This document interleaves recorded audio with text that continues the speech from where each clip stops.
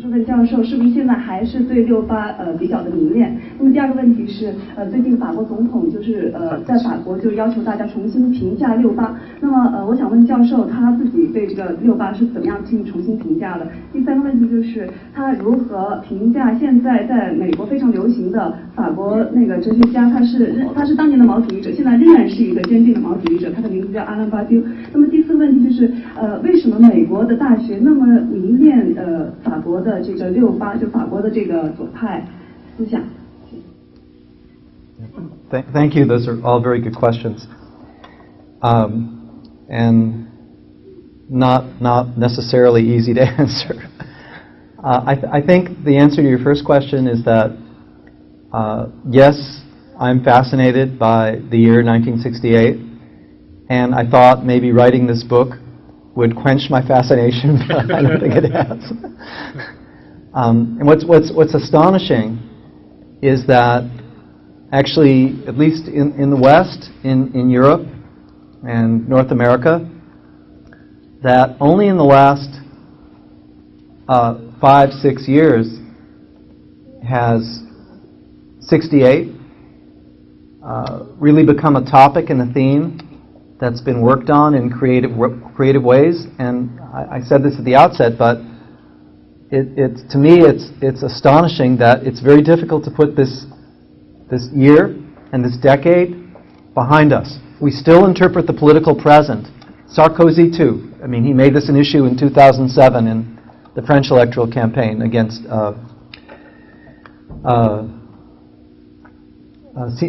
Ségolène Royal, his socialist opponent. I think, let me be really specific to answer your question, not general, is that, as I say, I experienced these events as a youth. I was in high school. And I think there was something very moral and impressive about the protests against the war in Vietnam and the fact that one had millions of people standing up and trying to get attention from the government and pleading to stop those images and stop what was happening. I think this was a very important and healthy form of political engagement, and I'm very disappointed that today, well, of course, there's no war in Vietnam, but there are other wars, and it's very, it's a very different economic climate too today. The 60s were the height of affluence, and this is a different era. So to me, it's very disappointing that the moral commitment of this generation doesn't seem to have much of a legacy. But that's another issue. I think I talked about Sarkozy, who, I told you I just come back from France, and it's very horrible. He's deporting gypsies. Maybe you should translate. 我就翻译一下他对你的这个第一个回答的那个当然是的，他对那个60年代非常迷恋，他写书就是想把自己这个迷恋可以浇灭掉一点。所以说，就是说从西方那个尤其是欧洲和北美，在最近那个5到6年里面，就是68年作为一个主题啊，就是开始进入一个创造性阐释的一个方式。他自己也很惊讶在于，就是说不管怎么样，过了几十年过去了，68年始终作为一个主题，就是始终没有在今天的当下的政治的那个讨论中消退掉的。就是他说萨科齐就是2007年就是一个例子嘛，就是他对他的那个社会主义的对手就是用68年的当时就是重新激活这样一个说法。所以呢，他说到自己呢是作为一个青年的时候，作为高中生啊，就是他经历就是说那个时候是越战。就是那么多人，就是他认为是很道德的一种方式，那么多人站出来，站在大街上，是要求政府给予关注。他认为这是一种健康的政治参与。而今天虽然没有越战，但是有其他战争，而经济又那么差，60年的时候至少是一个富足的年代。所以说，在今天这个时候看起来，更加需要他，就是他的观点是更加需要一个，就是当时68年这样一个道德的承担。Now your second two questions, which I try to give a short answer to. I think both are very interesting, and I've thought a lot about these questions. Why deconstruction? is so popular in America. You know, there's actually a book from a conference with Derrida called Deconstruction is America, or Deconstruction is in America. I've thought about this a lot, and I've written about it too. And if you send me an email message, I'll send you I have a short text. I'll be happy to send to you. But I think that one of the problems in the United States, political problems, is that compared to Europe, you know, I talked about the French revolutionary tradition. I mean, we had one revolution in 1776 and no more. I mean, there was a civil war. But I think the American political spectrum is very narrow. We have liberalism, conservatism, but everyone accepts the Constitution, it seems, up until now. And I think deconstruction offers kind of a whiff or a semblance of intellectual radicalism, where one can kind of, you know, deconstruct everything and, you know, change everything. And it's very different than liberalism and the philosophy of the subject and philosophy of unity and presence. So I think because it's so un-American, it has a lot of value for American intellectuals and university students. 好，他先就是回答那个结构的，就是你最后一个问题，结构的一个问题。他说结构啊，就是在美国现在非常受欢迎，就是说他有一个 conference 一个会议，就是说是结构就是在美国。然后呢，就是说他说到美国，现在交代一下美国的政治，这是一个环境。他跟那个法国，他刚刚那个讲座里面说的一个法国的革命传统不一样，在于他除了1776年这么一次革命以后呢，就是说后面就没有了，就后面只有就是内战啊等等等。所以当时其实美国的政治，其实沃林教授认为是很狭隘的，就是说我们有自由主义者，有保守主义者，但他们都是在接受一个宪法的前提下，在进行讨论，政治讨论。所以说解构在这个意义上进入美国的时候，它是有这样一个，就是一个直到把那个思想的激进主义重新激活了，就是说你可以解构一切，你可以改变一切，而这种解构的一种哲学跟之前的自由主义的哲学、主体哲学是完全不同。他认为这就是解构为什么在美国能这么受欢迎。And just a quick remark about Alain Badiou. You're correct. He's very popular. You know, I have a chapter, a small chapter, on Badiou in my book. I think it's called the sectarian Maoism of Alain Badiou. Because Badiou wasn't a member of the main Maoist group, the Gauche Prolétarienne. He started a splinter group from what was already a splinter group.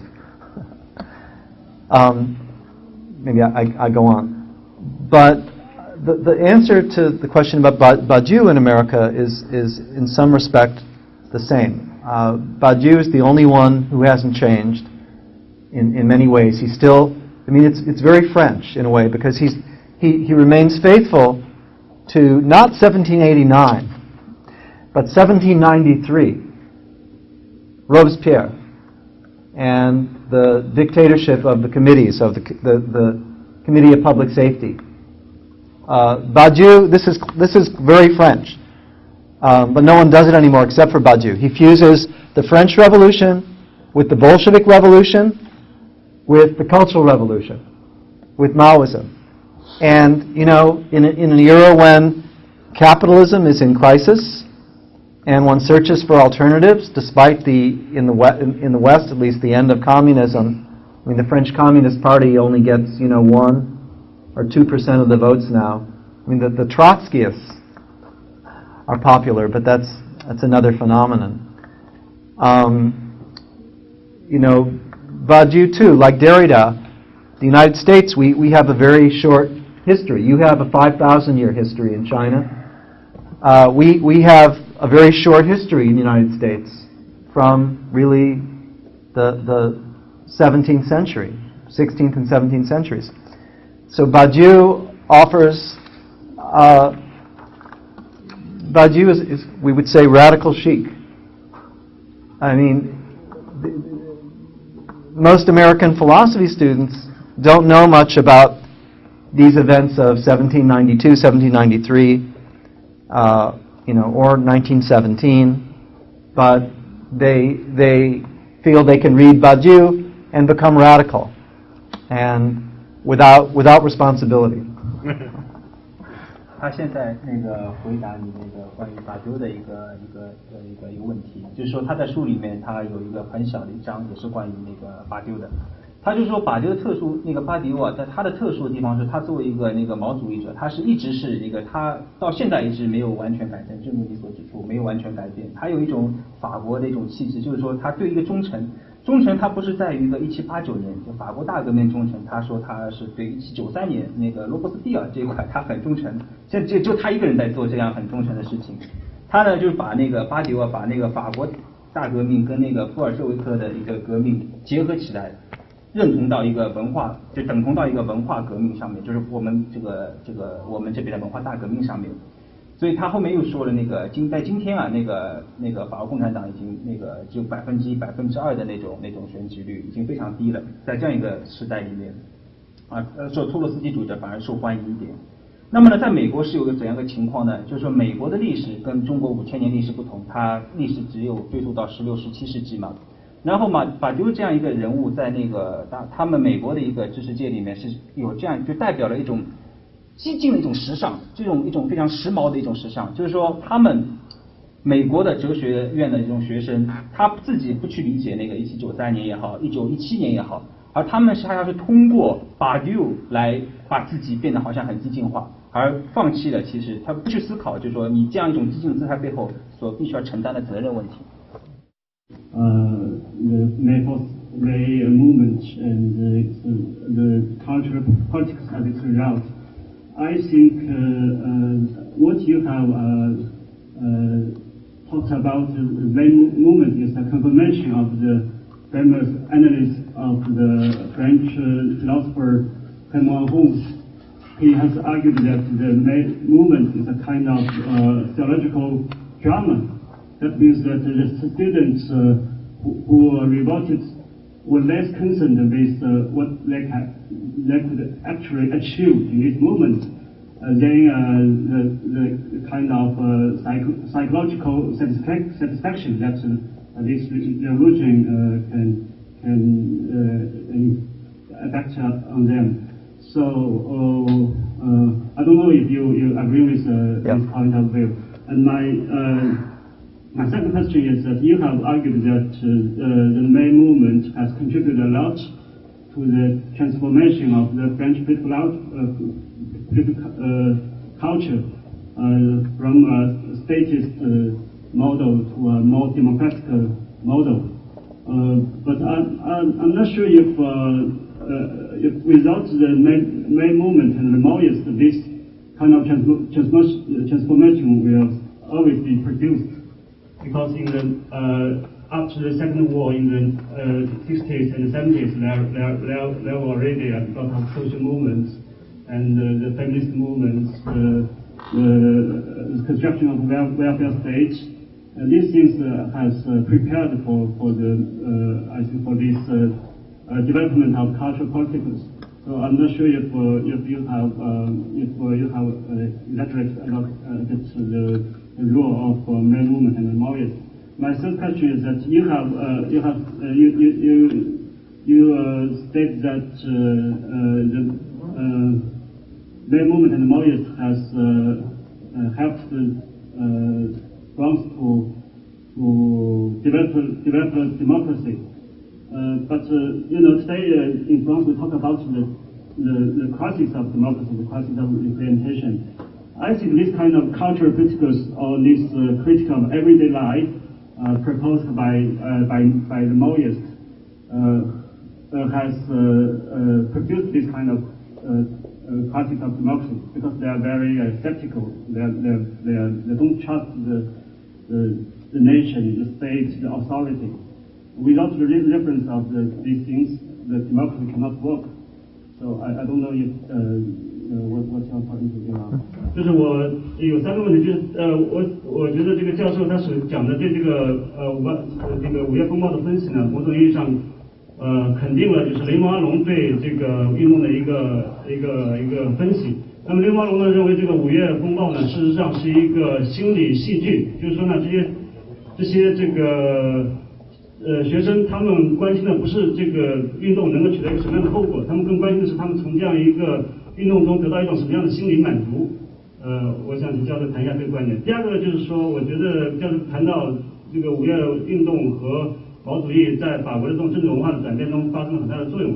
我觉得就是说，在战后的时候，特别在60、70年代，当时法国已经有一些运动、文化运动、社会运动、独立国家的建构，他们实际上已经为后来的这种发展做了一些铺垫。我想我的观点，我的问题是不是教授某种意义上是夸大了这个5月风暴以及这个毛主义的这种作用？那么第三个问题呢，就是说教授也提到这个5月运动和毛主义对法国的这个民主政治文化有很大的促进，这种民主的政治文化有很大的促进。那么事实上，今天的法国，我们都在讨论，法国人经常在讨论这个所谓的民主的危机。我想这个毛主义的和这个5月风暴在一定程度上呢，是导致了这个民主危机，因为他们非常不信任权威，不信任这个国家，不信任这个民族。他们是想破坏这些东西。那么，如果一个国家如果没有民族、没有国家、没有这个权威，那么这个民主是没有办法运转的。I'll try to be brief. They're all very good questions. Yes, I think that Raymond Aron's analysis of the May movement in May '68, which in English it's called the elusive revolution, and he mentions this phrase, calls it a psychodrama, with everyone playing roles. And Aron realizes that he too is playing a role. He's playing the role of Tocqueville as the skeptic, the anti-revolutionary skeptic. So you have to admire his honesty. Actually, I mentioned already twice that I was in France 2 weeks ago, and coincidentally I attended a very strange meeting. It wasn't strange, so strange, but it was the Société des Amis de Raymond Aron, the Society of the Friends of Raymond Aron, and many interesting people there, the political philosopher Pierre Manon, Aron's daughter Dominique Schnapper. It's a very interesting current in French intellectual life that is very, very important. But as far as your other questions go, yes, I don't want to put too much emphasis on the role that the Maoists play in democratizing French political culture. I don't want to mislead you and say this was an exclusively Maoist or post-Maoist phenomenon. I think what's important is that in the post-May period, that the Maoists fused their energies and their interests with other post-May student groups and form organizations that really do have, in the 70s at least, center stage in terms of French feminism, which is invented in really 1970, and some of the other movements I mentioned. But one of the wrinkles in the narrative is that 1981, Mitterrand is elected, their first socialist president.